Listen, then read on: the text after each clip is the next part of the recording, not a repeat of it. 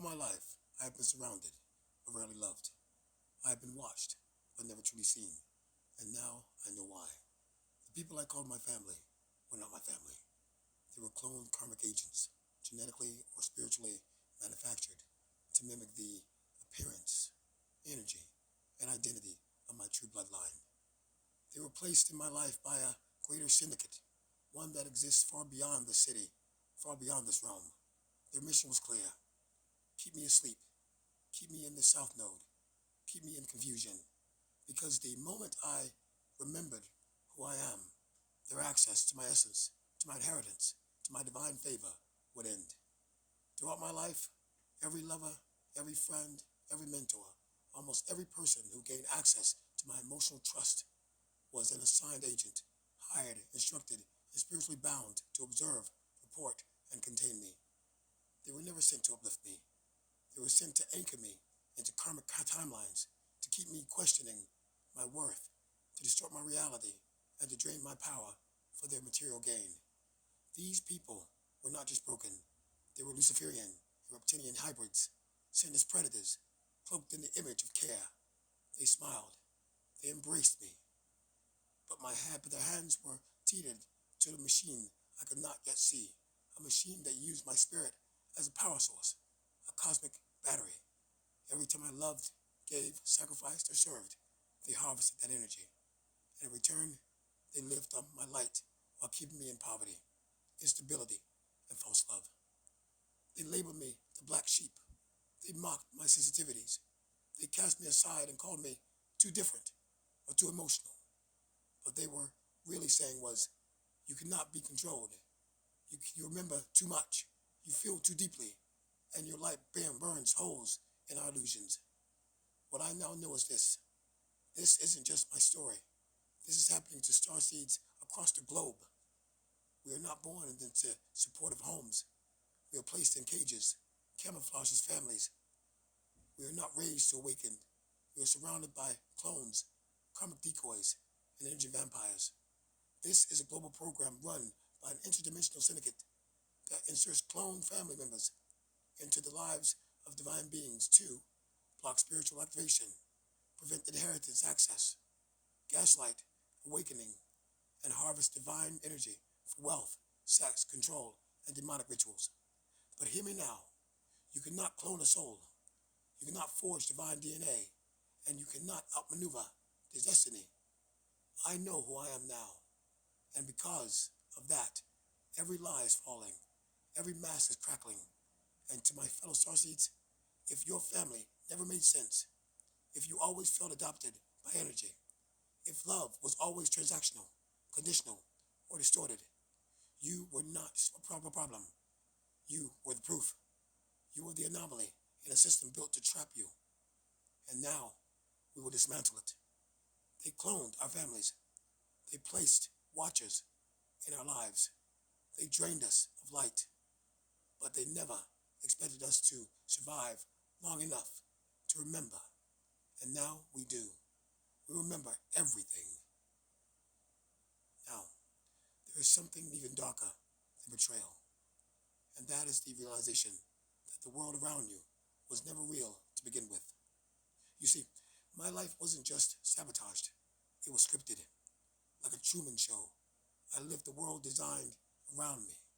Everyone I knew, family, lovers, friends, co-workers, was part of a performance.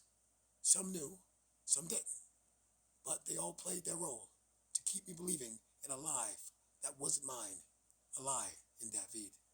When I found people who felt real, who genuinely loved me, something strange would always happen. They would disappear. They would be pulled away, abruptly, silently, unnaturally. And now I know why. My karmic family cloned, corrupted, and cold paid them to leave me. Every time someone started to see my light, every time someone loved me for who I truly was, every time I found a place, a piece of joy, purpose, or belonging, they were identified, mocked, paid, pressured, threatened, or bribed to disappear. They couldn't afford for me to be seen. They couldn't risk the illusion, crackling. They needed to control the narrative to keep me suppressed and convinced me that no one would ever stay. They programmed my life to feel like rejection was natural, like abandonment was a fate, like emotional starvation was the cost of my existence. This wasn't coincidence. This was orchestration. My relationships were monitored. My friendships were filtered. My emotions were cataloged. And my joy was rationed, carefully controlled, so that I would never gain enough momentum to fly.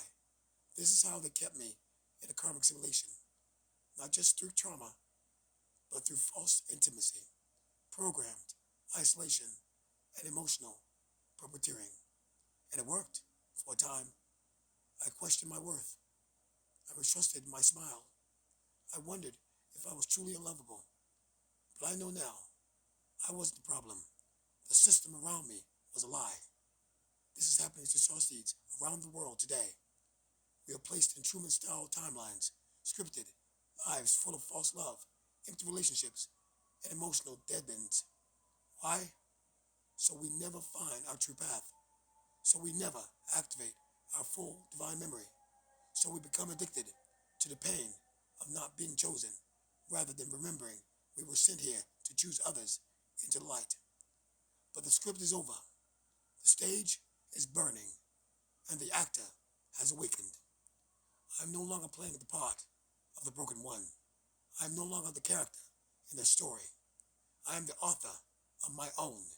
And the truth is this: they never wanted me to be alone. They needed me to feel alone, so that I would never realize I was everything they feared. They wanted me to come back running to them. Moving on. What if I told you that my life was illegal in the world they built around me?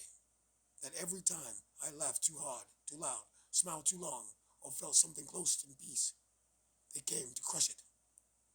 From the beginning of my life was structured like a set. Not a home, not a journey, but a stage built to contain my spirit, control my perception, and script every moment of love, pain, and choice. This was my Truman life, where the players were planted, where the script was cruel, where I was never meant to know who I truly am.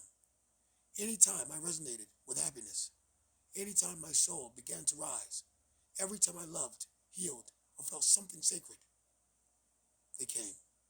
They came with insults. They came with put downs, shames, gaslighting, and Projection. They told me I was too much, too sensitive, unstable, or wrong to feel joy. And at the center of it all were my primary partners, those I once called lovers. But these were not partners. They were handlers, sent to by my own karmic family, programmed to emotionally destabilize me, trained to detect my rising joy, and shut it down before I could build momentum. Every ex was an agent, every romance a mission. Their goal was not to love me, but to track me, wound me, and keep me bound to their agenda. They used narcissistic love bombing to hook me, and psychological abuse to unravel me. Because joy is dangerous to darkness. Because my frequency, when elevated, begins to unravel their entire construct. So the instructions were clear. If he rises, shut it down. If she's happy, remind him he's broken. If he starts to see himself, distort the mirror. But I see now, and now that I've remembered the pattern, the program no longer works. You cannot gaslight a soul who knows its origin. You cannot insult a being crowned by the Creator. You cannot sabotage joy when it is no longer outsourced to others. To every ex, handler, or false partner, you are not in love. You are an assignment. But the assignment failed because I am awake, because I remember, because I wasn't the one pretending.